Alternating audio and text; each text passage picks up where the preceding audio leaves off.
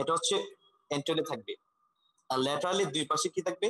দুই পাশে থাকবে area epiglottic fold of the mucus membrane. Area epiglottic fold হচ্ছে যেটা লেফট সাইড থেকে অ্যারো মার্ক দিয়ে দেখানো হচ্ছে, উপরের দিক দিয়ে দুইটা অ্যারো মার্ক দিয়ে এরিয়া এপিগ্লটিক ফোল্ড ছবিতে দেখা যাচ্ছে। এটা হচ্ছে ল্যাটারাল বাউন্ডারি ফর্মেশন করবে। আর পোস্টেরিয়রলি হচ্ছে ইন্টার এরিটেনয়েড ফোল্ড। পোস্টেরিয়রলি হচ্ছে তোমার ইন্টার এরিটেনয়েড ফোল্ড, এটা হচ্ছে এখানে দেখা যাচ্ছে না। তাহলে এইগুলো হচ্ছে, এটা হচ্ছে লেরেঞ্জিয়াল ইনলেটের বাউন্ডারি। এটা হচ্ছে অবলিকলি প্লেস থাকবে লেরেঞ্জিয়াল ইনলেটটা, স্লোপিং ডাউনওয়ার্ডস। ঠিক আছে, এটা উপরের দিকে হচ্ছে ল্যারিঙ্গোফেরেন্সের সাথে কমিউনিকেট করবে, নিচের দিকে হচ্ছে ট্রাকিয়ার সাথে কমিউনিকেট করবে। তাহলে এটার বাউন্ডারিটা খুবই ইম্পর্টেন্ট। আবার দেখো উপর দিকে থাকবে এন্ট্রালে থাকবে হচ্ছে এপিগ্লটিস টু ল্যাটারাল সাইডে, ল্যাটারাল সাইডে দুই পাশে হচ্ছে এপিগ্লটিক ফোল্ড। আর পোস্টেরিয়র বাউন্ডারি হচ্ছে ইন্টার এরিটেনয়েড ফোল্ড বা মিউকাস মেমব্রেন। কথা কি বোঝা যাচ্ছে কিনা? আজকে নেটওয়ার্ক একটু প্রবলেম হচ্ছে মনে হচ্ছে। হ্যাঁ স্যার, বোঝা যাচ্ছে স্যার। আচ্ছা ঠিক আছে, আমি কন্টিনিউ করি। তাহলে লেরেঞ্জিয়াল ইনলেটের বাউন্ডারি আমরা বললাম, এটা ইম্পর্টেন্ট। এখন হচ্ছে লেরেঞ্জিয়াল ক্যাভিটি। লেরেঞ্জিয়াল ক্যাভিটি, লেরেঞ্জিয়াল ক্যাভিটি এটাকে দুই ভাগে ভাগ করা হয় মেইনলি। একটা হচ্ছে ভেস্টিবুলার ফোল্ড আর একটা হচ্ছে ভোকাল ফোল্ড। একটাকে বলা হচ্ছে ফলস ভোকাল কর্ড আর একটা বলা হচ্ছে থ্রু ভোকাল কর্ড। এগুলো ইনভেরিয়েবলি জিজ্ঞেস করে ভাবেতে, ফলস ভোকাল কর্ড কি জিনিস, ভেস্টিবুলার ফোল্ড কি জিনিস, ভোকাল ফোল্ড কি জিনিস, ভোকাল ফোল্ড কি জিনিস, এগুলা। তাহলে একটা হচ্ছে ভেস্টিবুলার ফোল্ড আর একটা হচ্ছে কি ভোকাল ফোল্ড। ভেস্টিবুলার ফোল্ড যেটা সেটা হচ্ছে ফলস ভোকাল কর্ড। আর এজ এ হোল লেরেঞ্জিয়াল ক্যাভিটিকে তিন ভাগে ভাগ করা হয়: ভেস্টিবিউল বা সুপ্রাগ্লোটিক কম্পার্টমেন্ট, গ্লোটিক কম্পার্টমেন্ট, আর একটা হচ্ছে সাবগ্লোটিক বা ইনফ্রাগ্লোটিক কম্পার্টমেন্ট। ঠিক আছে, এটা আমরা একটু পরে বলতেছি। তাহলে এখন ক্যাভিটিটাকে মেইনলি দুই ভাগে ভাগ করা থাকে, দুইটা ফোল্ড দিয়ে। উপরেরটা হচ্ছে ভেস্টিবুলার ফোল্ড, ছবিটা দেখো, ভেস্টিবুলার ফোল্ড বা ফলস ভোকাল কর্ড। ঠিক আছে, এটা ভেস্টিবুলার লিগামেন্ট দিয়ে মেইনলি ফর্মেশন হবে। আর দুইটা ভেস্টিবুলার ফোল্ডের মাঝখানে যে স্পেসটা উপরের দিকে, যে ভেস্টিবুলার ফোল্ড ছবি দেওয়া আছে দেখো, ডান পাশে ভেস্টিবুলার ফোল্ডটা আইডেন্টিফাই করা আছে। এই যে দুইটা ভেস্টিবুলার ফোল্ডের মাঝখানে যে স্পেসটা উপর থেকে এরো মার্ক দিয়ে যে স্পেসটা দেখানো হচ্ছে, রাইট সাইডে উপর থেকে এরো মার্ক দিয়ে যে স্পেসটা দেখানো হচ্ছে সেটা হচ্ছে rima vestibuli. The space between the two vestibular fold is called rima vestibuli. তাহলে রিমা ভেস্টিবিউলি এটা হচ্ছে কি জিনিস? ভেস্টিবুলার ফোল্ডের মধ্যে থাকবে ফলস ভোকাল কর্ডের দুইটা, ফলস ভোকাল কর্ডের মাঝখানে, টু ভেস্টিবুলার ফোল্ডের মাঝখানে অথবা দুইটা ফলস ভোকাল কর্ডের মাঝখানে। তাহলে ভেস্টিবুলার ফোল্ডের মাঝখানে যেটা থাকবে সেটা হচ্ছে রিমা ভেস্টিবিউলি। দেখা যাচ্ছে উপর থেকে রাইট সাইডে যে এরো মার্ক দিয়ে যেটা দেখা যাচ্ছে সেটা হচ্ছে রিমা ভেস্টিবিউলি। আর নিচ থেকে যেটা এরো মার্ক দিয়ে দেখা যাচ্ছে একদম মাঝখান বরাবর, সেটা হচ্ছে তোমার রিমা গ্লটাইডিস, মানে যেটা হচ্ছে দুইটা ভোকাল ফোল্ডের মাঝখানে, space between the two vocal fold বা টু থ্রু লিগামেন্ট, দুইটা থ্রু ভোকাল কর্ড, দুইটা ভোকাল কর্ডের মাঝখানে অথবা দুইটা ভোকাল ফোল্ডের মাঝখানে যে স্পেস সেটা হচ্ছে তোমার রিমা গ্লটাইডিস। এই রিমা গ্লটাইডিসটা হচ্ছে তোমার ন্যারোয়েস্ট পার্ট অফ দ্য লেরেঞ্জিয়াল ক্যাভিটি। লেরেঞ্জিয়াল ক্যাভিটির সবচেয়ে ন্যারোয়েস্ট পার্ট হচ্ছে এই রিমা গ্লটাইডিস। তাহলে আমরা লেরেঞ্জিয়াল ক্যাভিটির বাউন্ডারি পড়লাম, লেরেঞ্জিয়াল ইনলেটের বাউন্ডারি পড়লাম, এটা উপরে কার সাথে কমিউনিকেট করে সেটা জানলাম, নিচে কার সাথে কমিউনিকেট করে সেটা জানলাম। এন্ট্রালে থাকতেছে এপিগ্লটিস, পোস্টেরিয়র থাকতেছে ইন্টার এরিটেনয়েড, থাকতেছে এরিয়া এপিগ্লটিস। ভেস্টিবুলার লিগামেন্ট যেটাকে ভেস্টিবুলার ফোল্ড বলা হয় বা ফলস ভোকাল কর্ড, আর নিচের পার্টটা হচ্ছে তোমার ভোকাল লিগামেন্ট বা ভোকাল ফোল্ড বা থ্রু ভোকাল কর্ড।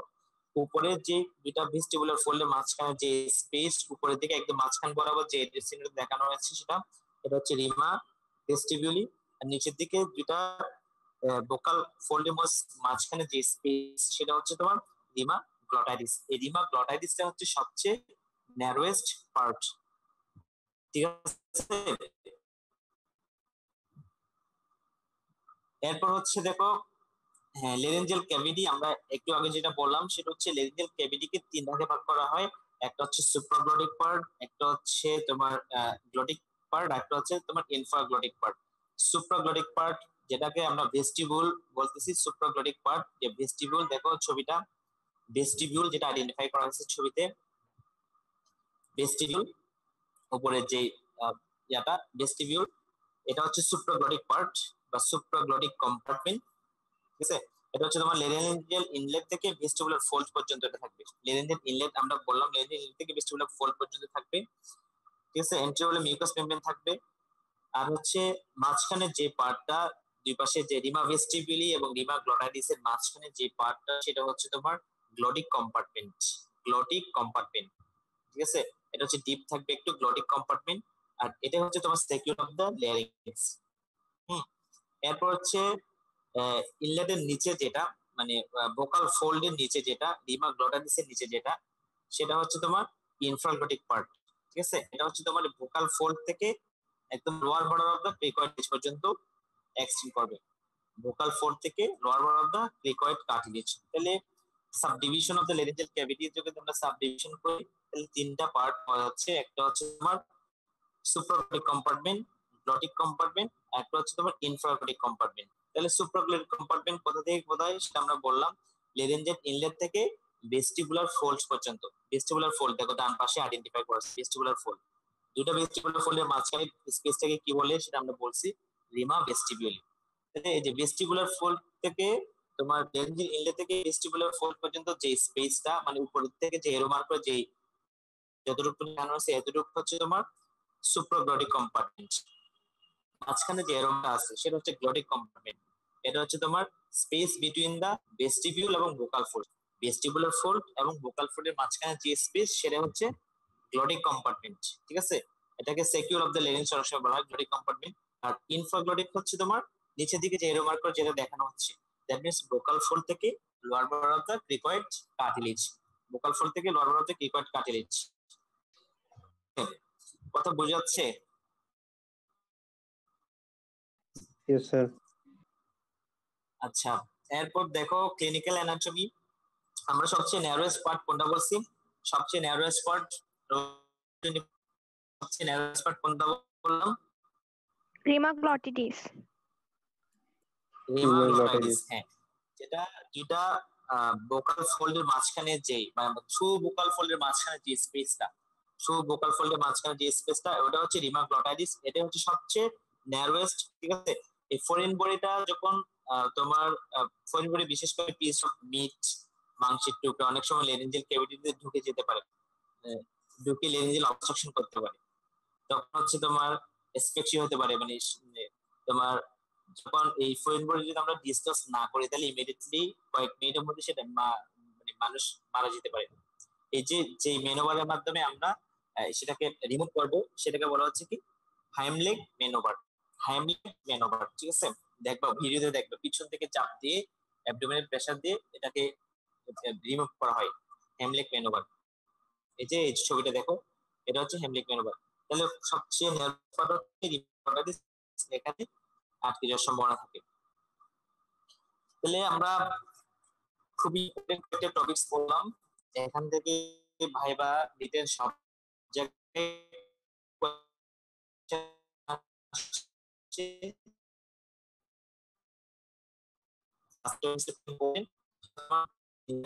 বাউন্ডারি, বাউন্ডারিটা বলে হয়ে গেছে। সামনের দিকে থাকবে এপিক্লোটিস, পিছনের দিকে হচ্ছে ইন্টারনাল ফোল্ড, দুই পাশে হচ্ছে এডি এপিক্লোটিক ফোল্ড, ঠিক আছে। এটা হচ্ছে রিমা ভেস্টিবুলি কি, রিমা গ্লোটাইডিস কি, কম্পার্টমেন্ট সাবগ্লোটিক, গ্লোটিক এবং ইনফ্রাগ্লোটিক কম্পার্টমেন্ট কোথা থেকে কতটুকু পর্যন্ত এটা বললাম। এখন আমরা বলবো হচ্ছে মিউকাস মেমব্রেন। মিউকাস মেমব্রেনের মধ্যে মনে রাখবো হচ্ছে the whole of the laryngeal cavity, পুরো ল্যারিঞ্জিয়াল ক্যাভিটি তাই lines by the ciliated columnar epithelium. Ciliated columnar epithelium পুরো ল্যারিঞ্জিয়াল ক্যাভিটি এক্সেপ্ট, তাহলে কি কি বাদ যাবে? বাদ যাবে হচ্ছে তোমার এন্টেরিয়র সারফেস, সামনের দিকে এন্টেরিয়র সারফেস, এপিগ্লোটিসের পোস্টেরিয়র সারফেস, আপার হাফে মানে পোস্টেরিয়র সারফেসের upper half, whole anterior surface, এপিগ্লোটিসের পোস্টেরিয়র সারফেসের আপার হাফ, এবং হচ্ছে upper part of the aryepiglottic fold, vocal fold. Upper half of the aryepiglottic fold এবং ভোকাল ফোল্ড, এগুলোর আপার হাফ, এগুলো হচ্ছে মানে ওই সিলেটেড কলামনার এপিথেলিয়াম দিয়ে লাইনিং হবে না। এগুলোর মিউকাস হচ্ছে কি স্ট্রেটিফাইড স্কোয়ামাস এপিথেলিয়াম, ঠিক আছে। তাহলে whole of the laryngeal cavity is lined by ciliated columnar epithelium except anterior surface, upper half of the posterior surface of the epiglottis, এর epiglottic fold এবং vocal fold। এর epiglottic fold দুই পাশে থাকে, ঠিক আছে। ছবি দেখছি লাইভ আগে। এর epiglottic fold, vocal fold, নিচের দিকে যে vocal fold বা থ্রু ভোকাল কর্ড, এই যে ভোকাল ফোল্ড গুলা উপরের দিকে এপিক্লোটিক ফোল্ড, এন্টেরিয়র সারফেস এবং এপিগ্লটিসের আপার হাফে পোস্টেরিয়র সারফেসের আপার হাফ, এগুলো হচ্ছে তোমার স্টেরিফাইড স্কোয়ামাস এপিথেলিয়াম, আর rest of the larynx is lined by the ciliated columnar epithelium. Lining এপিথেলিয়ামটা খুবই ইম্পর্টেন্ট লেরিংসে, এটা জানতে হবে। এখন দেখো মাসলস অফ দ্য লেরিংস, লেরিংসের কিছু এক্সট্রিনসিক মাসলস আছে আর কিছু ইন্ট্রিনসিক মাসলস আছে। এক্সট্রিনসিক মাসলস গুলো পেয়ার্ড, ইন্ট্রিনসিক মাসলস গুলো পেয়ার্ড, শুধুমাত্র একটা মাসলসে আনপেয়ার থাকে। তাহলে এক্সটেন্সিভ মাসলস গুলো কি কি আছে? থাইরোহায়োয়েড, স্টার্নোহায়োয়েড, তারপর হচ্ছে তোমার প্যালাডোফেরেঞ্জিয়াস, সালপিঙ্গোফেরেঞ্জিয়াস, স্টাইলোফেরেঞ্জিয়াস, যেটা স্টাইলে দেখানো হয়নি। তাহলে পাঁচটা টোটাল পেয়ার্ড এক্সটেন্সিভ মাসল আছে। এক হচ্ছে থাইরোহায়োয়েড, স্টার্নোহায়োয়েড, তারপর হচ্ছে স্টাইলোফেরেঞ্জিয়াস, সালপিঙ্গোফেরেঞ্জিয়াস, প্যালাডোফেরেঞ্জিয়াস, সবগুলোর সাথে ফেরিংস নাম লাগানো থাকবে। ঠিক আছে, এক্সটেন্সিভ মাসলগুলোর সাথে ফেরিংস নাম লাগানো থাকবে বেশিরভাগ ক্ষেত্রে। প্যালাডোফেরেঞ্জিয়াস, সালপিঙ্গোফেরেঞ্জিয়াস, স্টাইলোফেরেঞ্জিয়াস, থাইরোহায়োয়েড এবং স্টার্নোথাইরয়েড, সবগুলো মাসলস কি করবে? ইলেভেটস দা লেরিংস, লেরিংস কি ইলেভেট করবে, এক্সেপ্ট স্টার্নোথাইরয়েড, স্টার্নাম থেকে থাইরয়েড যেটা আসবে, স্টার্নোথাইরয়েড মাসল এটা হচ্ছে ডিপ্রেস করবে। All the extensive muscles of the larynx elevate the larynx, মানে লেরিংস কি ইলেভেট করবে এক্সেপ্ট স্টার্নোথাইরয়েড, স্টার্নোথাইরয়েড এটা কি করবে? ডিপ্রেস করবে। আর হচ্ছে তোমার অ্যাকশন গুলো করতে পারো, অনেক সময় অ্যাপস করে বা ইয়াতে আসে। ইন্টেনসিভ মাসলস গুলো সবগুলো পেয়ার ইন্টেনসিভ মাসল, শুধুমাত্র একটা মাসল সে আনপেয়ার, সেটা হচ্ছে ট্রান্সভার্স এটেনয়েড মাসল। ইন্টেনসিভ মাসল যেগুলো আছে সবগুলো পেয়ার, শুধুমাত্র আনপেয়ার হচ্ছে ট্রান্সভার্স এটেনয়েড মাসল। এই ইন্টেনসিভ মাসলস গুলোর মধ্যে ভোকাল কর্ডস কে বা লেরিঞ্জিয়াল ইনলেট কে কিছু মাসল ক্লোজ করবে আর কিছু মাসল ওপেন করবে, কিছু রিল্যাক্স করবে, কিছু টেন্স করবে, এগুলো আমরা পড়বো। তাহলে লেরিঞ্জিয়াল ইনলেট কে ক্লোজ করবে হচ্ছে দুইটা মাসলস, একটা হচ্ছে এডিএপিগ্লটিকাস আর একটা হচ্ছে অবলিক এটেনয়েড, মেইনলি এডিএপিগ্লটিকাস এবং অবলিক এটেনয়েড। ছবি দেখো, এডিএপিগ্লটিকাস এবং অবলিক এটেনয়েড এগুলো কি করবে?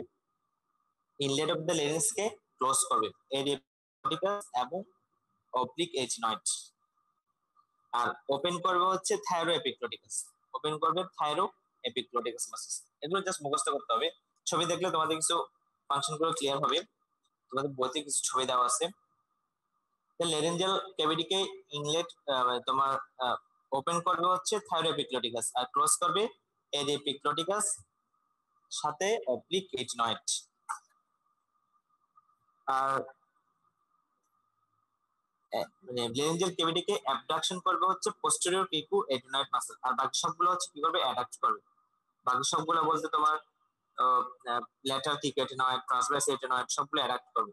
মেইনলি অ্যাবডাক্টর শুধুমাত্র একটা অ্যাবডাক্টর আছে, সেটা জানতে হবে, সেটা হচ্ছে কি পোস্টেরিয়র ক্রিকু এটেনয়েড অ্যাবডাক্টর মাসল।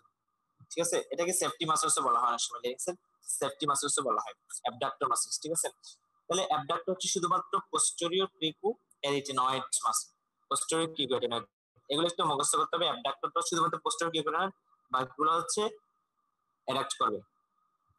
আর হচ্ছে তোমার ক্লোজ আর ওপেন বললাম। অনলি অ্যাবডাক্টর হচ্ছে পোস্টেরিয়র ক্রিকু এটেনয়েড, অ্যাডাক্টর হচ্ছে ট্রান্সভার্স এটেনয়েড, ল্যাটারাল এটেনয়েড, সবগুলো মেইনলি অ্যাডাক্টর, শুধুমাত্র অ্যাবডাক্টর হচ্ছে পোস্টেরিয়র ক্রিকু এটেনয়েড, সেটা মনে রাখবা। আর ভোকালিস এগুলো অ্যাকশন দরকার নাই। পোস্টেরিয়র ক্রিকু এটেনয়েড মাসলস, এটাকে আমরা বললাম কি safety muscles of the legs. একটু আগে আমরা বলছি পোস্টেরিয়র ক্রিকু এটেনয়েড মাসলস, এটাকে বলা হচ্ছে সেফটি মাসলস অফ দ্য লেরিংস। কেন সেফটি মাসলস লেরিংস? কারণ এটা যখন কন্ট্রাক্ট করবে তখন কি হবে? এয়ার রিমাগ্লটাইস থেকে রেসপিরেটরি ট্র্যাক্ট মানে ট্রাকিয়াতে এন্ট্রি মানে ঢুকতে পারবে, এই জন্য এই মাসলসটাকে বলা হচ্ছে সেফটি মাসলস অফ দ্য লেরিংস। এটা যদি ওপেনে না হতো তাহলে এয়ার ঢুকতে পারতো না, এই জন্য এটা হচ্ছে সেফটি মাসলস। এটা যখন পোস্টেরিয়র কি করে যখন কন্ট্রাক্ট করবে তখন রিমাগ্লটাইসটা কি হয়ে যাবে? ডাইলেট হয়ে এয়ার এন্ট্রিতে হেল্প করবে।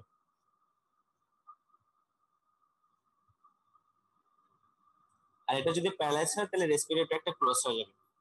রিমাগ্লটাইটিস দেখাচ্ছে এটা ফাংশনটা পোস্টেরিয়র ক্রিকু এটেনয়েড। আর ক্রিকোথাইরয়েড মাসলস যেটা আছে ক্রিকোথাইরয়েড, এটা হচ্ছে মেইনলি টোন এবং পিচ অফ দা ভয়েস কে কন্ট্রোল করবে ক্রিকোথাইরয়েড। এটাকে অনেক সময় tuning fork of the larynx বলা হয়, tuning fork of the larynx ক্রিকোথাইরয়েড।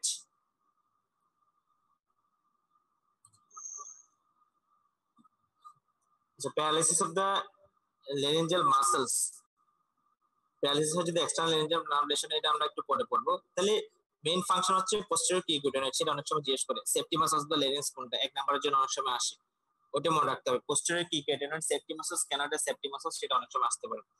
আর এমনি ক্রিকোথাইরয়েডকে বলা হয়, ক্রিকোথাইরয়েড কি হয়, টিউনিং ফর্ক অফ দ্য লেরিংস, কারণ এটা হচ্ছে টোন এবং পিচ অফ দ্য ভয়েস কে তোমার রেগুলেট করে।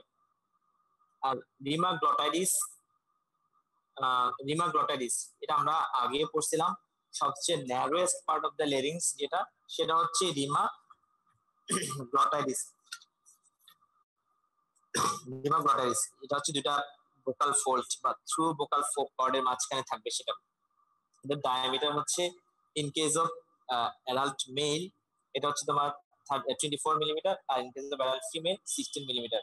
এটার বাউন্ডারিটা দেখো অনেক সময় জিজ্ঞেস আসতে পারে, তো অত বেশি ইম্পর্টেন্ট না যদিও।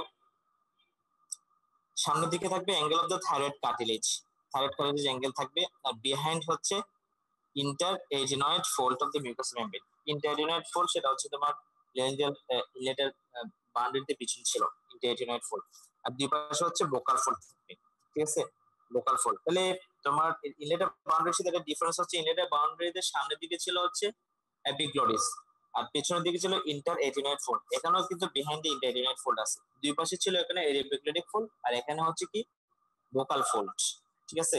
এটা হচ্ছে রিমাগ্লটাইডিস এবং তোমার ইনলেট অফ দ্য লেরিঞ্জিয়াল ক্যাভিটি, দুইটার বাউন্ডারির মধ্যে ডিফারেন্স।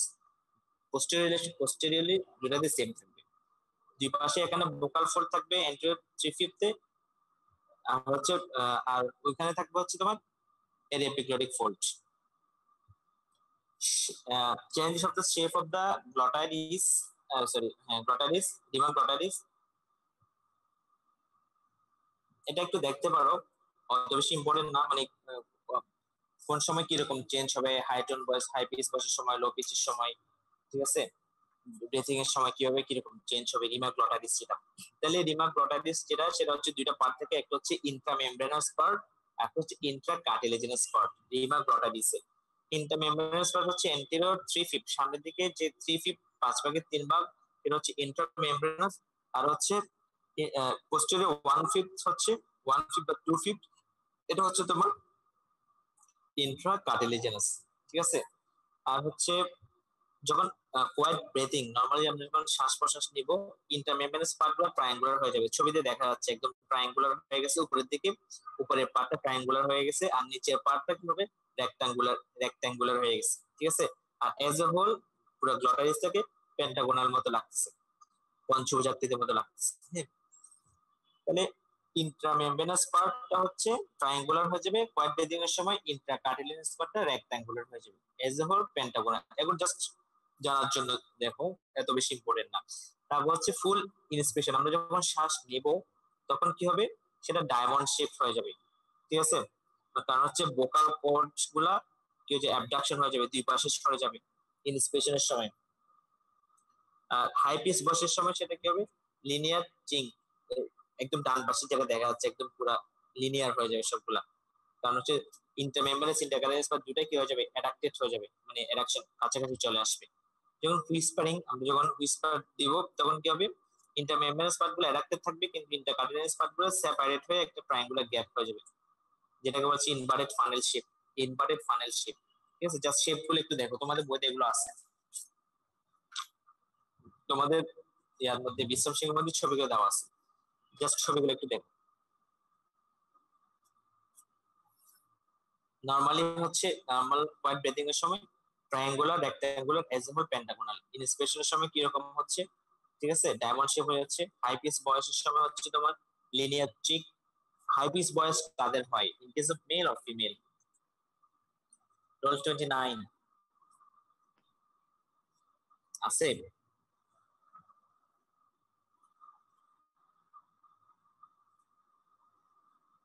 দেখি কেউ কি ক্লাস করতেছে, কেউ তো রেসপন্স করতেছে না। জি স্যার, মেলের আছে হবে যে ফিমেলে হবে।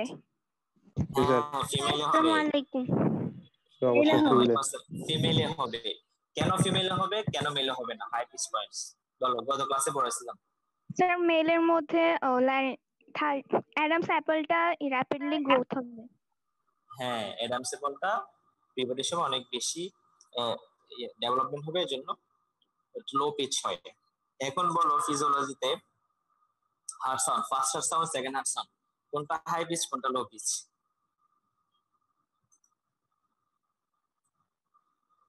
এটা ভুলে গেলে হবে, এটা মনে রাখবা। First heart sound second heart সাউন্ডের ডিফারেন্স মনে রাখবা। নতুন বউ আর পুরাতন বউ, পুরাতন বউয়ের গলার শট অনেক বেশি বড় হয়ে যাবে না, নতুন বউকে সবসময় একটু লো পিচে কথাবার্তা বলবে, ঠিক আছে? আর বউ যখন পুরাতন হয়ে যাবে তখন গলার শটটা কি হয়ে যাবে, বেশি বেড়ে যাবে। ঠিক আছে, তবে সেকেন্ড হার্ট সাউন্ড হচ্ছে হাই পিচ হবে, ফার্স্ট হার্ট সাউন্ড হচ্ছে কি লো পিচ, ডিউরেশনও সেম। আচ্ছা, আমরা যেটা পড়তেছিলাম এখন হচ্ছে আমরা ব্লাড সাপ্লাইটা পড়বো, এটা হচ্ছে খুবই ইম্পর্টেন্ট। ব্লাড সাপ্লাইটা আর্টারি সাপ্লাই হচ্ছে up to vocal fold, vocal fold পর্যন্ত superior laryngeal artery, branches of the superior thyroid artery which is branch of the external carotid artery. vocal fold পর্যন্ত superior laryngeal artery external carotid artery একটা branch, আর below vocal fold এর নিচে হচ্ছে তোমার inferior laryngeal artery, inferior laryngeal artery যেটা হচ্ছে thyrocervical truncated branch, ultimately supplementary থেকে আসবে। তাহলে উপরে যে super laryngeal artery, inferior laryngeal artery, super laryngeal branch of the external cavity, inferior laryngeal branch of the cervical branch. তাহলে তোমরা আগে বসছো, আমরা খুব একটু তাড়াতাড়ি পড়তেছি। Venous drainage up to vocal fold পর্যন্ত সুপার ল্যারিঞ্জিয়াল ভেনে ড্রেন করবে। সুপার ল্যারিঞ্জিয়াল ভেনটা আলটিমেটলি কোথায় ড্রেন করবে? Thyroid vein. Super laryngeal vein থেকে thyroid vein, super thyroid when থেকে internal jugular vein, internal jugular vein থেকে তাহলে সাবক্লেভিয়ান ভেন হয়ে ব্রাকিসফিলিক ভেনে ড্রেন করবে আপ টু ভোকাল ফোল্ড পর্যন্ত। কিছু মনে রাখতে হয়, শুধু সুপার ল্যারিঞ্জিয়াল ভেন, এটা আলটিমেটলি গিয়ে ব্রাকিসফিলিক ভেনে ড্রেন হবে। সুপার ল্যারিঞ্জিয়াল ভেন যেটা হচ্ছে কি ব্রাকিসফিলিক ভেনে ড্রেন করবে আলটিমেটলি। আর below the vocal fold inferior laryngeal vein, সেটাও কি হবে? ব্রাকিসফিলিক ভেনে ড্রেন করবে। তাহলে উপরের দিকে হচ্ছে সুপার ল্যারিঞ্জিয়াল ভেন, এটা হচ্ছে inferior laryngeal vein, super laryngeal artery, inferior laryngeal artery, ঠিক আছে? আর নার্ভ সাপ্লাইটা এটা তো অবশ্যই আসবে, অবশ্যই জিজ্ঞেস করবে যদি ল্যারিংস ধরে। all the muscles, motor supply হচ্ছে all the muscles of the larynx is supplied by the recurrent laryngeal nerve which is a branch of the vagus nerve, যেটা হচ্ছে parasympathetic nerve, vagus nerve এর branch, except pituithyroid যেটা হচ্ছে supply দিবে external laryngeal nerve, branch of the superior laryngeal nerve from the vagus nerve, ঠিক আছে? তাহলে all the laryngeal nerve supplied by the recurrent laryngeal nerve, এটা অনেকে লিখতে ভুল করে, ঠিক আছে? তোমাদের এখানে একটু নার্ভ সাপ্লাই শুধু এটা লিখে, মোটর সাপ্লাই সেন্সরি সাপ্লাই দুটো লিখতে হবে। নার্ভ সাপ্লাই লিখতে বললে মোটর সাপ্লাই সেন্সরি সাপ্লাই দুটো লিখতে হবে, বা বললেও দুটাই বলতে হবে, মোটর সাপ্লাই একটা, সেন্সরি সাপ্লাই একটা। তাহলে মোটর সাপ্লাই হচ্ছে all the muscles of the larynx are supplied by the recurrent laryngeal nerve except pituitary which is supplied by the external laryngeal nerve, যেটা হচ্ছে superior laryngeal nerve এর branch, ultimately vagus nerve থেকে আসছে দুটাই। তাহলে recurrent laryngeal nerve এবং external laryngeal nerve সেটা মনে রাখবা। তারপর হচ্ছে sensory supply up to the vocal fold, internal laryngeal nerve যেটা হচ্ছে সুপার ল্যারিঞ্জিয়াল নার্ভের ব্রাঞ্চ, আর হচ্ছে below the vocal fold recurrent laryngeal nerve, ঠিক আছে? সেন্সরি সাপ্লাই হচ্ছে আপ টু ভোকাল ফোল্ড পর্যন্ত সেন্সরি সাপ্লাই দিব হচ্ছে সুপার ল্যারিঞ্জিয়াল নার্ভ উপরে, তাহলে সুপার ল্যারিঞ্জিয়াল নার্ভ নিচে রিকারেন্ট ল্যারিঞ্জিয়াল নার্ভ, ঠিক আছে? ক্লিনিক্যাল অ্যানাটমি এটা এই যে আসে অনেক সময় জিজ্ঞেস করে, ইন্টারনাল ল্যারিঞ্জিয়াল নার্ভ যদি ইনজুরি হয় তাহলে কি হবে? ইন্টারনাল ল্যারিঞ্জিয়াল নার্ভ যদি ইনজুরি হয় তাহলে কি হবে? It causes anesthesia of the mucous membrane of the supraglottic part of the larynx. larynx এর যে supraglottic part আছে ওইটা mucous membrane কে সাপ্লাই দেয়, এজন্য এটা anesthesia হয়ে যাবে। এবং যে প্রোটেক্টিভ কাপ রিফ্লেক্স, কোনো কিছু যদি ফরেন বডি এখানে প্রোটেক্টিভ একটা কাপ রিফ্লেক্স তৈরি হয়, সেটা লস হয়ে যাবে, যার কারণে ফরেন বডি ইজিলি এন্ট্রি করতে পারবে larynx due to the injury of the internal laryngeal nerve. তাহলে ইন্টারনাল ল্যারিঞ্জিয়াল নার্ভ ইনজুরি হলে কি হবে? সুপ্রাগ্লটিক পার্ট অফ দ্য ল্যারিঞ্জের সেন্সেশনটা লস হয়ে যাবে। সেন্সেশন লস হয়ে গেলে আমরা কাপ রিফ্লেক্সটা প্রডিউস করতে পারবে না। কাপ রিফ্লেক্স যদি প্রডিউস করতে না পাই তাহলে আমরা ফরেন বডি আর তো আইডেন্টিফাই করতে পারবো না, তাহলে ইজিলি ফরেন বডি এখানে ঢুকে যাবে। আর যদি রিকারেন্ট ল্যারিঞ্জিয়াল নার্ভ ইনজুরি হয়, এটা কখন হতে পারে? থাইরয়েড অপারেশনের সময় অ্যাক্সিডেন্টালি ইনজুরি হতে পারে। তাহলে ইউনিল্যাটারাল যদি ড্যামেজ হয়, তোমার হর্সেস অফ দ্য ভয়েস হবে, যদি এক পাশে যদি ড্যামেজ হয় হর্সেস অফ দ্য ভয়েস। আর যদি বাইলেটারাল ড্যামেজ হয় তাহলে ফোনেশন এবং রেসপিরেশনে লস হয়ে যাবে, লস অফ ফোনেশন এবং রেসপিরেশন সাথে, ঠিক আছে। তাহলে ইউনিল্যাটারাল ড্যামেজ হলে তোমার হর্সনেস অফ ভয়েস, আর হচ্ছে বাইলেটারাল ড্যামেজ হলে দুই পাশে যদি রিকাল ল্যারিঞ্জিয়াল নামটা ড্যামেজ হয় তাহলে কি হবে, লস অফ ফোনেশন এবং রেসপিরেশন। তাহলে আজকে লেকচার মানে আজকে ল্যারিংস হচ্ছে এতটুকুই, ল্যারিংস এর আর কিছু পড়ানোর নাই এখানে। অবশ্য অনেক একটু স্পিডে গেছে কারণ এগুলো শুরু তোমাদেরকে আগে অনেক স্লোলি পড়ানো হয়েছে, ঠিক আছে। দেখি কয়জন আসছে, 50 জন, আমি সহ 50 জন। আচ্ছা রোল 10 আর ইয়া নাম কি? জি স্যার। হ্যাঁ তোমরা শুধু অ্যাবসেন্ট রোল গুলো দিবে, অ্যাবসেন্ট রোল গুলাই, ঠিক আছে। জি স্যার। আর তোমাদের মনে হয় ডিসেম্বরের 1 তারিখ থেকে ক্যারিয়ন সিস্টেমটা ইয়া হয়ে যাবে, ক্যারিয়নে কোনো ক্লাস হবে না, সেকেন্ড ফেজে কোনো ক্লাস হবে না। তো সেই ক্ষেত্রে শুধুমাত্র ফার্স্ট ফেজের ক্লাস হবে। আবার স্যার ফার্স্ট ফেজে ক্লাস অফ হতে পারে স্যার, হ্যাঁ ফার্স্ট ফেজে ক্লাস অফ হতে পারে এক্সামের জন্য। এক্সাম কি এক্সাম তোমাদের এক্সাম? হ্যাঁ স্যার। কখন এক্সাম গুলো স্যার? হ্যাঁ না এক্সামের তোমাদের জন্য ফাইভ স্যার এক্সাম বলছিল যে মানে এক্সামের জন্য প্রিপারেটরি লিভ দিবে 17 দিন। না এটা এক্সাম, এক্সাম তো তোমাদের ফেব্রুয়ারি আগে হওয়ার সম্ভাবনা খুবই না স্যার আনলাইকলি। ওই এক্সাম না স্যার, কলেজের পক্ষ থেকে হ্যাঁ একটা এক্সাম নিচ্ছে কলেজের মানে পর ফুল। এগুলা, হ্যাঁ এগুলো এখন এগুলো জানুয়ারিতে হবে, আমরা শেষ করার পরে জি ফিজিওলজি স্যার, বাকি রিভিউ আছে ক্লাস বললো শেষ তো। করার পরে স্যার ওই দিন কথা হ্যাঁ বলবো। রিভিউ ক্লাস স্যার শেষ করার পরে বিডিএস স্যার রুটিন দিয়ে দিয়েছে, এই জন্য বলতেছি স্যার। বিডিএস এর রুটিন কখন দিছে? স্যার ডিসেম্বরের 17 তারিখ থেকে। ডিসেম্বর 17 তারিখ, তো আমরা তো এখনো হেডনেক শেষ করে নাই। আচ্ছা তোমাদের 17 তারিখ থেকে না, এমবিবিএস এ বললো যে আমাদের জানুয়ারি থেকে বিষয়গুলো কি? হতে পারে। জি স্যার, এমবিবিএস স্যারের সাথে কথা হয়েছে, উনি বলছে মানে রিভিউ ক্লাস শেষ হলে নিবে। হ্যাঁ রিভিউ ক্লাস শেষ হলে তারপরে। আর তোমাদের তো এমনি প্রফ তো ফেব্রুয়ারির আগে, কোনো পসিবিলিটি দেখতেছি না, যদি স্যার তবুও দেখলাম যে আনলাইক স্যার আর কিছু না হয় আর কি। আমাদেরকে রুটিন দিয়ে ফেলছে এখন। তো এখন যদি বিডিএস এর যদি আগে রিভিউ এক্সাম হয়ে যায় তাহলে তো ওদের, তো তোমাদের তো অ্যাবডোমেন কি পড়ানো হয়েছে, কেউ পড়াইছে অ্যাবডোমেন না স্যার বিডিএস? পড়াই নাই। আচ্ছা তোমরা শুধু এটাই পড়তেছো হ্যাঁ নাকি? হ্যাঁ স্যার। মানে এর আগে অ্যানাটমি রিভিউ ক্লাস হয় নাই? না না এরা রিভিউ ক্লাস হয় নাই, ওই এর আগে হাইপ স্যার নিছিল আর কি। হাইফ সেন্ড দিছিল, তোমাদের জন্য তো ঝামেলা। আচ্ছা দেখি আমরা তাহলে হেড নেক তো অনেক পড়লাম, বোনাস গুলো তোমাদের বাসায় পড়তে হবে। বোনাস গুলো আমি রিভিউ এখানে অনলাইনে করতে চাচ্ছি না, রিভিউ কিন্তু কিছুই বুঝবে না, তার চেয়ে বরং 2-1 জন গ্রুপ করে পড়বা বোনাস গুলা। আর এখানে নোস ইয়ার অরবিট এগুলো আছে, এগুলো আমরা পড়বো। আর এরপরে আমরা ইয়া শুরু করবো আর কি, ব্রেন অ্যাপল শুরু করবো। আর আমরা তো অনেক স্লোলি পড়তেছি কারণ অনেক দেরি আসতে আমাদের পড়ার জন্য। তো ওরা যদি আগেই ইয়া হয় এক্সাম হয় তাহলে হয়তো আমরা একটু ফার্স্ট ডিভিশন দিতে হবে, ক্লাসগুলো একটু ফাস্ট নিতে হবে। আমাদের এক্সামটা স্যার পিছাবে কিনা এটা আমি আপনাকে কনফার্ম করবো স্যার, ম্যাডামের হ্যাঁ সাথে কথা আচ্ছা বলে। ঠিক আছে। হ্যাঁ হ্যাঁ কারণ তোমাদের প্রফ তো দেরি আছে, এত তাড়াতাড়ি রিভিউ এক্সাম নিয়ে তো সব আবার সব ভুলে যাবে। আর তোমার এখন বিষয়গুলো কি বলবো আমরা? ডিসেম্বর বিচারা গুলো তো এখানে এসে দেখা ছাড়া কোনো ওয়ে নাই। বিচারা কি আমি এখানে অনলাইনে ভিডিও নিয়ে করতে পারবো? ভিডিও নিয়ে পড়াইলে এত স্মুথলি নেট কানেকশন থাকে না, দেখানো যায় না। আর এখান থেকে অত বেশি হাই রেজলিউশন ক্যামেরাও আছে, তোমাদেরকে সব দেখাতে পারবো। এগুলো তোমাদের আলটিমেটলি এখানে এসে করতে হবে, ভিডিও মানে বিচারা গুলা। এগুলো সময় পাবা হয়তো তখন কলেজ খুলতে পারে। আর 1 তারিখ থেকে যদি হয় তোমাদের সেকেন্ড ফেজে ক্লাসগুলো যদি অফ হয়ে যায় তখন সেক্ষেত্রে এই আমরা যে সকাল 9টা থেকে ক্লাস নিচ্ছি এই ক্লাস টাইমটা হয়তো একটু পিছিয়ে পারে, 10টা-11টা থেকে হতে পারে। 9টা থেকে তোমরা ম্যাক্সিমাম ক্লাসে মানে ম্যাক্সিমাম প্রেজেন্ট থাকো কিন্তু কয়েকজন ক্লাসে আসে না, সেক্ষেত্রে হয়তো একটু পিছিয়ে পারে, 10টা থেকে হতে পারে স্যার বললো আর কি। তোমরা তাহলে অ্যাবসেন্ট রোলগুলো দিয়ে দিও। ঠিক আছে, তাহলে আজকে ক্লাস আমরা এখানে মধ্যে শেষ করতেছি। যেগুলো পড়াইলাম এটা খুবই ইম্পর্টেন্ট টপিকস।